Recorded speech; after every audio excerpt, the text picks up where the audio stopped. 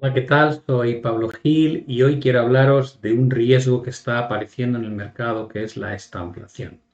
No sabemos muy bien cuánto va a progresar, pero precisamente este vídeo va a hablar de qué significa entrar en una fase de estanflación y, por supuesto, comentaré al final del vídeo qué activos son los que suelen hacerlo mejor y cuáles suelen hacerlo peor en este tipo de entorno. Pero vamos a empezar primero con la explicación de lo que es la estanflación. Es un periodo económico en el que conviven desaceleración económica junto a, por otro lado, presiones de los precios al alza, lo que llamamos genéricamente inflación.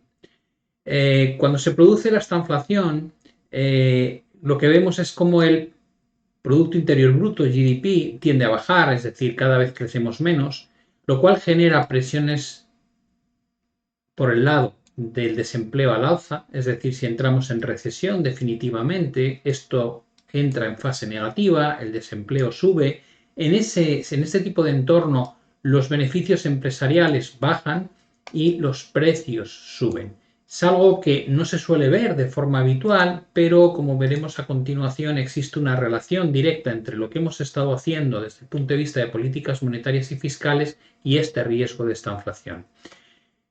Una de las cosas que uno podría plantearse es, seguro que este tema está preocupando a la gente. Si nos vamos directamente a las búsquedas en Google recientes, vemos que el término estanflación se ha convertido en algo que domina con creces respecto a otros términos que solíamos ver antiguamente como hiperinflación o desinflación y cosas parecidas. Por tanto, esto es algo que cada vez está siendo más recurrente dentro de lo que son las búsquedas generalizadas que hace la gente en torno al buscador Google y que creo que es muy interesante tratar en la sesión de hoy, puesto que puede generar cambios significativos en los modelos económicos tal y como los tenemos concebidos hasta ahora. En primer lugar, ¿dónde está el riesgo de ralentización económica? Es decir, alguien podría comentar, bueno, pero ¿por qué hablas de ralentización económica?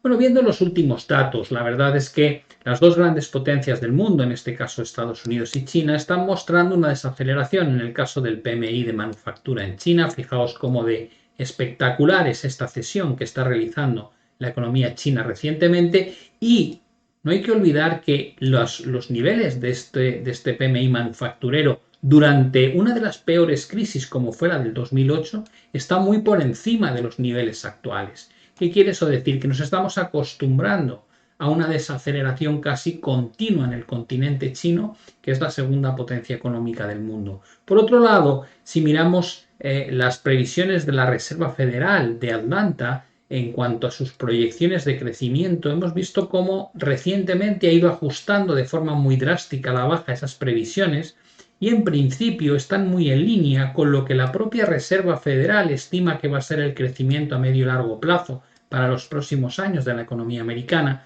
Como veis, son crecimientos que se sitúan en el entorno del 2% y no más. Por tanto, el movimiento que hemos tenido explosivo a raíz del efecto base y la cantidad de estímulos monetarios y fiscales parece que está cediendo ya y estamos volviendo a tasas de crecimiento más normalizadas. ¿Qué pasa con la inflación? Porque hemos dicho que la inflación se compone de dos partes, crecimiento cada vez más débil, pero simultáneamente las presiones inflacionistas no remiten, sino que siguen presionando al alza. Aquí tenéis uno de los componentes más importantes dentro del dato de inflación. Realmente, cuando miramos la composición del IPC, descubrimos que según qué métrica, si es el Personal Consumption Expenditure o PCE, o si miramos el IPC o IPC, depende de cuál sea la métrica, puede variar, pero de cualquier manera el componente que más pesa con diferencia es la vivienda.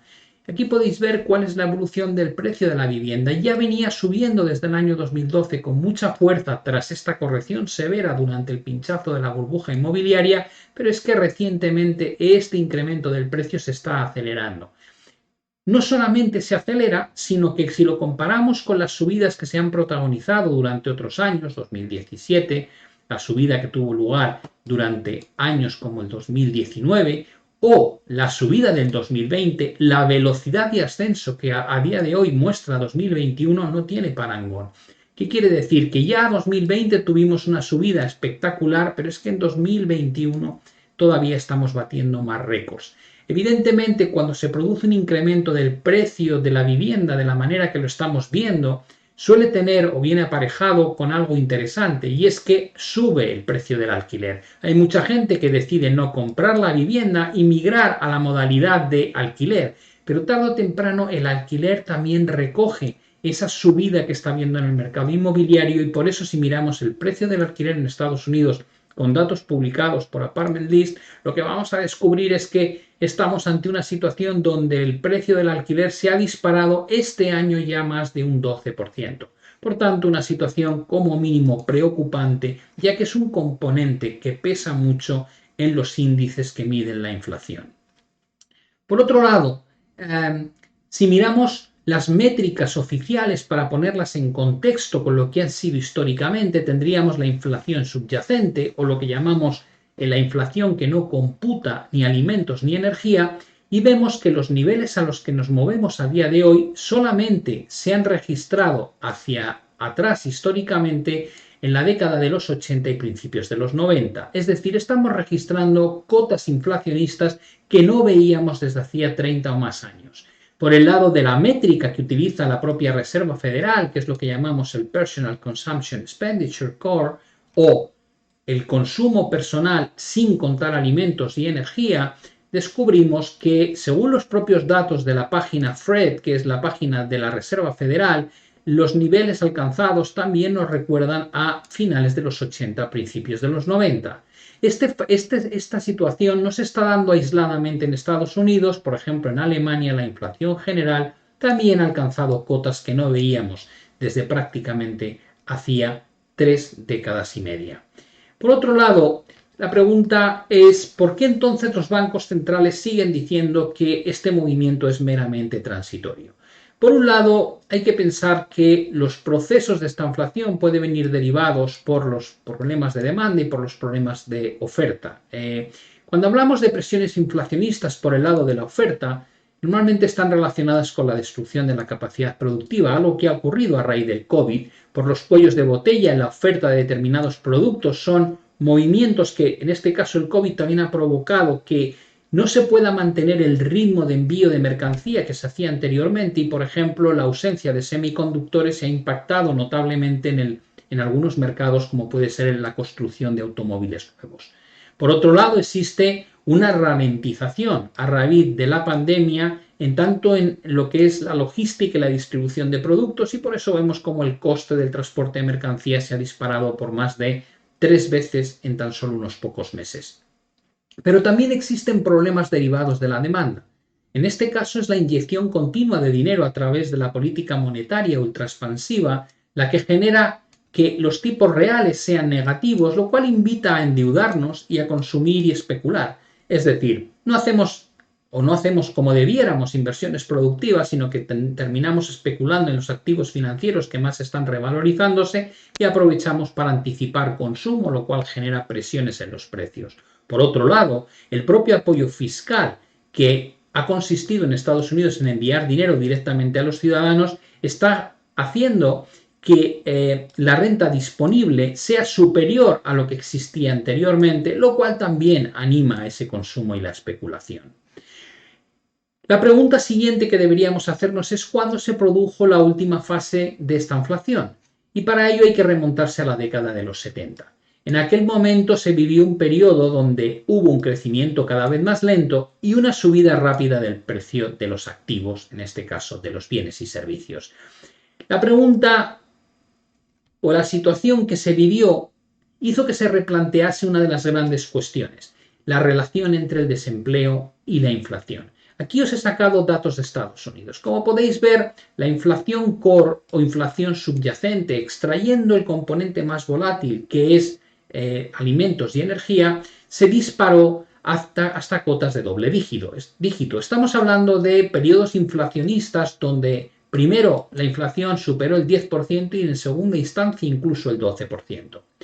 Esas subidas tan fuertes de la inflación convivieron con periodos en los que se produjo una recesión económica y posteriormente otra incluso más grave. Por tanto, periodos donde hay poco crecimiento económico, pero una gran fuerza inflacionista presente. ¿Cómo afecta eso o cómo afectó eso a los tipos de interés? Como podéis observar, las tasas de interés subieron con fuerza durante el periodo para combatir los procesos inflacionistas y es precisamente esa subida de las tasas de interés para combatir la situación de problemas inflacionistas lo que generaron estas situaciones recesivas que dieron como resultado una menor presión por parte de los precios, hasta que finalmente se consiguió estabilizar el problema que tenían entre manos los estadounidenses. Básicamente lo que estamos diciendo es que o bien la Reserva Federal es capaz de plantear como alternativa a una potencial escalada cada vez mayor de la inflación o de los precios de los activos, subidas importantes en las tasas de interés que evidentemente provocarían recesiones económicas, o si no, tal vez no sea tan fácil revertir el proceso inflacionista si es que realmente entramos en lo que llamaríamos una fase de ciclo denominada estanflación. Milton Friedman fue premio Nobel en 1976 y mantenía la idea de que la inflación es siempre y en todas partes un fenómeno monetario. En otras palabras, creía que los precios no podrían aumentar sin un aumento de la oferta monetaria. Para controlar los efectos económicamente devastadores de la inflación en la década de los 70, la Reserva Federal tendría que seguir una política monetaria restrictiva, que es exactamente lo contrario a lo que hacemos hoy día. Cuando finalmente sucedió esto en 1979, el presidente de la Reserva Federal en aquella época, Paul Volcker, puso en práctica la teoría monetarista. ¿Qué pasó? Llevó las tasas de interés a niveles de 2 dígitos y redujo la inflación, pero a cambio enviando a la economía a una profunda recesión. Esto es lo que veis aquí, tipos de interés que alcanzan cotas antes impensables, pero que están alineados con el nivel de inflación existente en el mercado, y el coste que supone esas medidas es entrar en recesiones hasta que se mitiga la presión en los precios. Pensad que si es verdad lo que Milton Friedman mantiene como teoría, el hecho de que hayamos hecho un incremento de la M2 de semejante proporción durante la situación de la pandemia hace que lo que estamos empezando a experimentar en términos de inflación tenga mucho sentido. Al principio, cuando se lanzó todo este dinero al mercado, cuando se crea de la nada y se inyecta en la economía, parecía que la inflación no reaccionaba y todo el mundo se sentía muy cómodo. Ahora estamos viendo cómo la línea roja comienza a repuntar con fuerza mientras esto no cede terreno. Por tanto, lo que demuestra es que la relación existente desde 1870 entre la masa monetaria o M2 y la inflación es algo a tener muy en cuenta, y que tal y como vamos incrementando esa M2, no solo en Estados Unidos, sino de forma generalizada, hay una alta probabilidad de que finalmente se traslade a presiones inflacionistas. La pregunta siguiente que muestra interés, lógicamente, es quién lo hizo bien y quién lo hizo mal en este entorno. Es decir, qué activos fueron los ganadores en la fase de esta inflación. Bueno, aquí podéis ver la evolución del Dow Jones durante ese periodo. Estuvo básicamente sin hacer nada 12 años, pero no sería justo decir que estuvo sin hacer nada, puesto que de pico a valle tuvo una corrección de un 46%, más luego una corrección de un 27% y luego una corrección de un 25%. Por tanto, mercado muy lateral, pero con mucha volatilidad en función de esos movimientos de tipos al alza y las recesiones que se iban produciendo, y en ese mismo entorno, en esos 10 años, no 12 sino 10 años, el oro subió un 2500%. Además, como veis, aunque tuvo un periodo intermedio en el que cedió parte o hizo una corrección sana, básicamente el resto del movimiento lo hizo totalmente lineal, sin parar desde mínimos de los años 70 hasta máximos de los años 80. Por último, merecería la pena hablar de las diferencias existentes entre la situación de entonces y la situación de ahora. Probablemente una de las principales diferencias que existen es que la deuda que había en el gobierno estadounidense en los años 70 prácticamente no alcanzaba más allá del 30% del PIB, mientras que a día de hoy la deuda existente respecto al PIB ya supera la cota del 120%, que era un máximo histórico alcanzado durante la Segunda Guerra Mundial. Pero no solamente la deuda que tiene el gobierno o los gobiernos del mundo respecto al tamaño de sus economías, sino que también las empresas, cuando miramos la deuda corporativa respecto al PIB o crecimiento de la economía, está en unas cotas que nunca antes habíamos visto. Por tanto, a diferencia de entonces, la deuda reinante o presente en el sistema es infinitamente más grande de lo que era en aquella época de los 70 y 80. Como todos sabéis, estamos desde hace tiempo engañándonos pensando que el crecimiento económico se puede financiar de forma perpetua con deuda. Y este gráfico de Lance Roberts de Real Investment Advice creo que habla por sí solo. En el mismo momento en que la deuda comienza a crecer a un ritmo mayor que el propio crecimiento económico, lo que ocurre automáticamente es que este gap existente entre el crecimiento, el GDP, y por otro lado la deuda, este gap que cada vez es mayor, al final lo que hace es revertir en una tasa de crecimiento cada vez más baja. A mayor deuda respecto al tamaño de la economía, menores tasas de crecimiento. Es evidente que el crecimiento muestra valles y picos, pero cuando calculamos una tendencia de lo que estamos viviendo, lo que descubrimos es que estamos condenados a crecer cada vez menos. De hecho, la Reserva Federal habla de que el crecimiento a largo plazo actual que hay que esperar en la economía americana es de tan solo el 1,8%, cuando anteriormente teníamos tasas de crecimiento mucho más elevadas porque no había tanta deuda. Esto muestra a qué ritmo está creciendo el endeudamiento del gobierno estadounidense en términos absolutos. Y no hay que olvidar que esto no tiene pinta de ir a mejorar. Si estamos creciendo a uno de los mayores ritmos que se recuerdan en las últimas décadas, lo normal es que estuviésemos reduciendo la deuda, pero no es así. Estamos incrementándola. De hecho, lo primero que pone de manifiesto esta gráfica que hemos visto antes, que como digo es de Lance Roberts de Real Investment Advice, es precisamente que el ritmo de crecimiento, también mostrado por esta misma página web, el ritmo de crecimiento cada vez se aleja más de las tasas antiguas. Teníamos este primer ritmo de crecimiento, luego este y ahora este.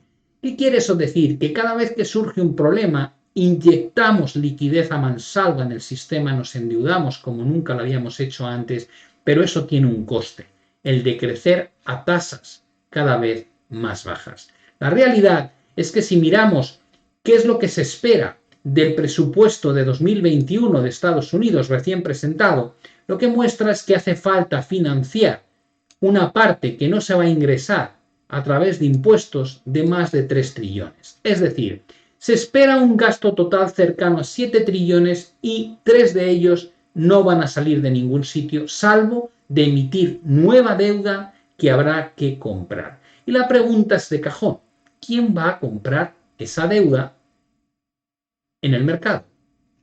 Teniendo en cuenta que los tipos de interés reales en Estados Unidos y en Alemania a 10 años vista están en tasas negativas, ¿quién diablos quiere comprar un bono con la garantía de ir a perder dinero en términos reales a lo largo del periodo de 10 años? No tiene ningún sentido.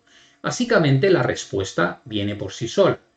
Los bancos centrales son los que nos han traído aquí y los que de alguna manera, pese a que dicen que tienen independencia respecto a los gobiernos, se está viendo que al igual que pasa en Japón, cada vez hay menos independencia. El BCE no se puede despegar de los gobiernos europeos, igual que la Reserva Federal depende completamente de lo que dicta el Tesoro estadounidense a través de la antigua presidenta, ni más ni menos, de la Reserva Federal, que ahora es la secretaria del Tesoro de Estados Unidos y que tiene una relación muy directa, como es lógico, con el actual presidente, Jerome Powell. Por tanto, el binomio ya está creado. Y por otro lado, está ocurriendo en países como Japón desde hace mucho tiempo, donde el Banco Central japonés ya no tiene ningún tipo de autonomía respecto al gobierno. Por tanto, los bancos centrales se han quedado como herramientas de los gobiernos que se dedican a gastar mucho más de lo que ingresan, intentando mantener las tasas de crecimiento cada vez más bajas a costa de un endeudamiento cada vez más alto. La pregunta del millón es, ¿cómo vas a retirar los programas de QE, que es precisamente la compra y la financiación de gobiernos y empresas, si el nivel de deuda es tan elevado que cualquier incremento pequeño en el coste de financiar dicha deuda provocaría no ya una recesión, sino probablemente una depresión económica? Y esta es la trampa en la que nos encontramos. Deberíamos estar haciendo algo, pero no podemos hacerlo, porque cualquier pequeño movimiento va a provocar una hecatombe. Si las decisiones de Paul Volcker en los años 70 y 80 para devolver la inflación a niveles más bajos implicaron poner las tasas de interés a doble dígito y provocó dos grandes recesiones, cuando apenas existía deuda en el sistema, imaginad lo que haría ahora, no ya con la deuda de Estados Unidos, sino que es que la deuda en Japón, la deuda en Europa, la deuda en Reino Unido, está todo el modelo creado sobre una base de deuda. Sobre una base de deuda que se mantiene en un equilibrio imperfecto gracias a que los tipos de interés reales son negativos, solamente gracias a que los tipos de interés nominales se mantienen al 0%, pese a que la inflación cada vez está más alta. Como veis, es una situación tremendamente compleja y tremendamente peligrosa. ¿Cuál es la solución? Yo no lo sé. Sinceramente, no sé cómo vamos a salir de esta.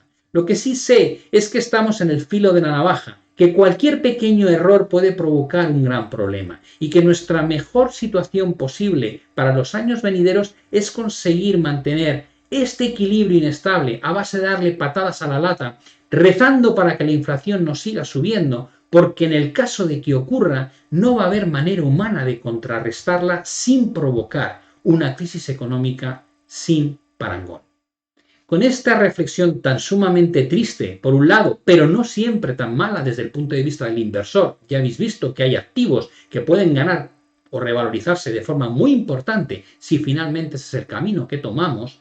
Es decir, siempre hay formas de ganar dinero en el mercado, no quiere decir que tenga que ser a través de la bolsa, pero, como digo, en este momento que desconocemos qué es lo que va a ocurrir, probablemente la postura más razonable es no decantarse por un solo activo. Por eso os comento muchas veces que tengo oro, plata en la cartera, tengo criptos, tengo bolsa y tengo alguna inversión bastante grande en inmobiliario, porque no sabemos muy bien cómo va a surgir. Pero si el problema es por inflación, prefiero tener activos como criptos y oro y plata que puedan cubrirme del riesgo de un descalabro en la bolsa donde también me haría daño. Si por el contrario todo sigue igual, tal vez el oro y la plata no me generen grandes retornos, pero la bolsa sí me lo estará produciendo. Por tanto, es una manera de no apostar toda una cosa, simplemente mantener carteras diversificadas, sabiendo que algunos de los activos que utilizamos son más propicios en el caso de que la inflación no remita, mientras que otros son más adecuados en el caso de que esta situación no se descontrole y podamos seguir practicando el mismo tipo de estrategias por parte de bancos centrales que llevan haciendo los últimos años, prácticamente la última década. Ya sabéis que si os ha gustado el vídeo, bienvenidos sean vuestros likes, podéis suscribiros, podéis activar las notificaciones para saber cuando hay un nuevo contenido en el canal. Os deseo mucha suerte a todos con vuestras inversiones y por supuesto nos veremos en la próxima emisión. Que tengáis muy buen fin de semana y nos vemos ya el próximo fin de. Un saludo y hasta la vista.